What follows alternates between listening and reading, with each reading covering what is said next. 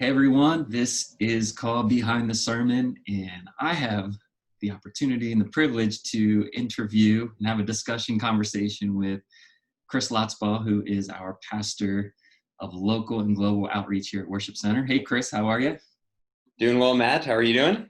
Doing great. We get to have a Zoom call, even though we're not that far apart, but this format allows us to have a little bit of a conversation. So really glad to be able to be on this side, asking the questions instead of answering.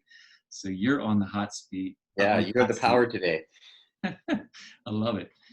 But of course, this past weekend we had a focus on our global partners serving all around the world. We titled it "What in the World is Going On?" Really seeing how the gospel is moving forward and our commitment and connection to many of these global partners. We got to hear from them.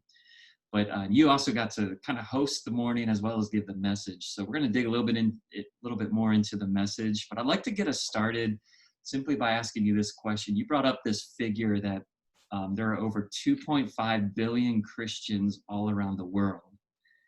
And a lot of this growth has taken place over the last 50 years, I think you said. But what do you think is 25. to this? I'm sorry, what? 25 was the stat that I mentioned. 25 years. So maybe explain that stat and then what you think is attributing to this growth. Yeah, so it's when you start tossing around numbers like 2.5 billion, that's just almost impossible to comprehend. How do we even make sense of that? That there's that many Christians around the world. And the stat that you were referencing is that I then said, not only are we the largest, but we can be encouraged that things are growing, that in the last 25 years, there's been more people come to faith than in all of history combined, which is, That's amazing. again, kind of hard to imagine. And I think in many ways, what we're seeing in the world is that Christianity, which generally started in the Northern Hemisphere, the missionary movements of the 1800s, 1900s, a lot came out of America, came out of Europe, and the gospel went from the north to the south. Well, we are seeing that number change. Even birth rates are declining in the north. And so as the gospel moves more into the south, there's actually more people living in the southern hemisphere. And so the majority of growth that we're seeing in the church today is coming from South America, from Africa, from Asia. It's kind of changing, which I think we need to pay attention to that with missions as well. I think we need to expect and be excited about seeing missionaries coming from the south to the north.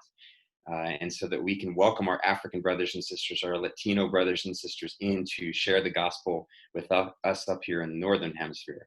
Yeah, absolutely. And so when you think about the last 25 years, of course, technology has increased exponentially in the last 25 years. I think we're seeing it year after year. So how much do you think that's played into the growth of how the gospel can reach people that may not have had it may not have been able to be reached in the past?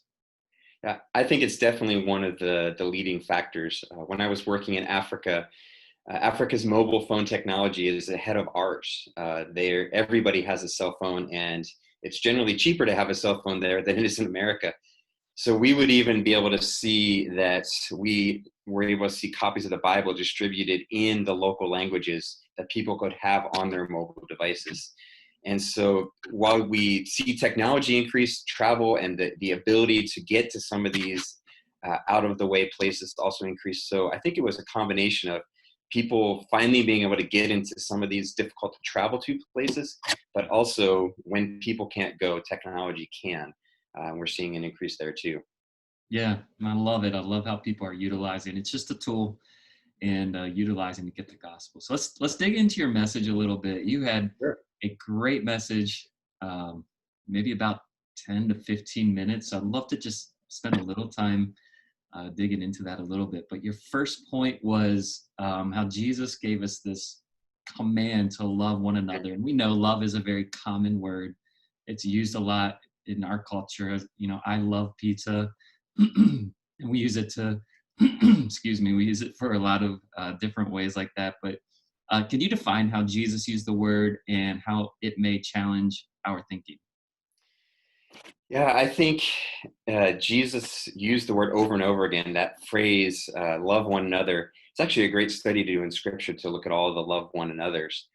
Uh, but one of the things that makes it so it's so simple yet so profound is an outward focused love.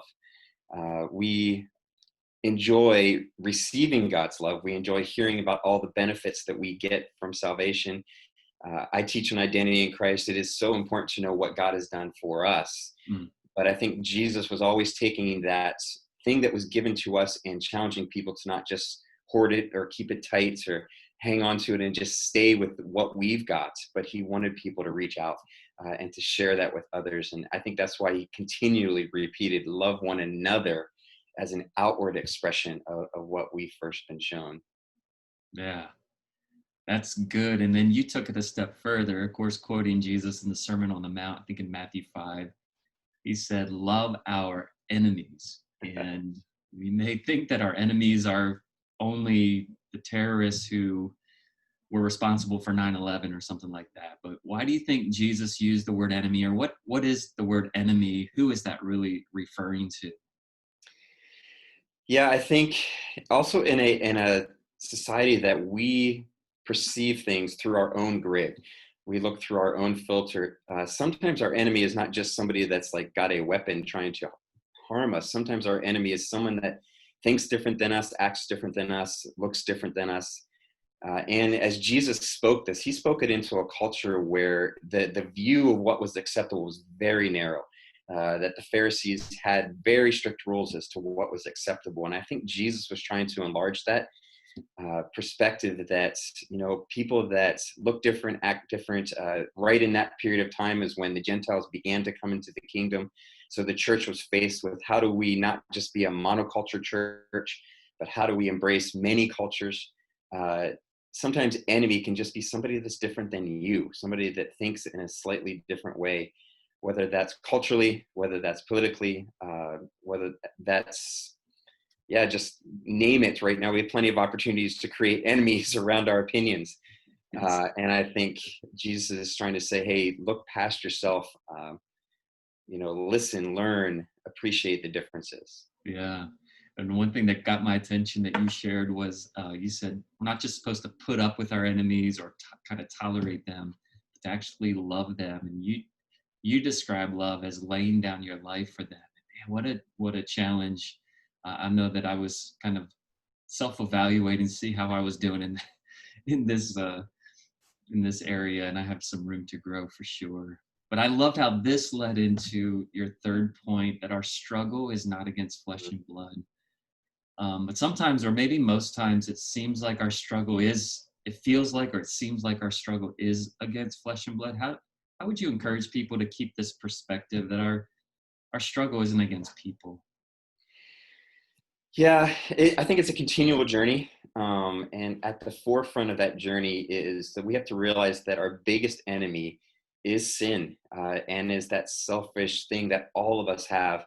And we have a proper perspective on sin in our own life, that even though we're growing and we're sinning less and we're not doing a lot of things we used to do, but we're still broken, we're still sinful, there's still a long way to go. I think it helps us have grace for others that are doing things that we don't appreciate. We could, and so many of the cultural and social justice issues of the world today, it's easy to figure and think that our enemy and the person we're fighting is the actual human trafficker, or the Mm. actual prostitution pimp, or just the person that is walking in so much sin and abusing people. But even bigger than that, it's the system, it's the culture, it's our perspective that is broken, and it's motivated by sin. That we do have an enemy that is behind those systems of sin and selfishness, and those are the things we need to take on even more than the individual. I mean, Jesus did a great job of that. He reached out to people we would never reach out to. Yeah. He brought them into his inner circle and said, hey, I'm going to believe in you, because it's not you that's the problem here. It's what you're doing in the bigger issue. Yeah. Man, it's so good. Really great message. I loved it. And you did a great job of taking these concepts, putting it together in a short amount of time to present it. Last question I have for you today is, uh, what do you wish you could have dug into a little bit more with this message? Well, you're asking that question as someone who enjoys teaching. And so I'd probably say everything because it was short. We had about 12 minutes or something. But if I think about the two things that I wanted to explore a bit more, I think the loving your enemy thing, it would be really important and timely for us as a church, for us as a nation, really even a world right now to dive into and wrestle. What does that mean?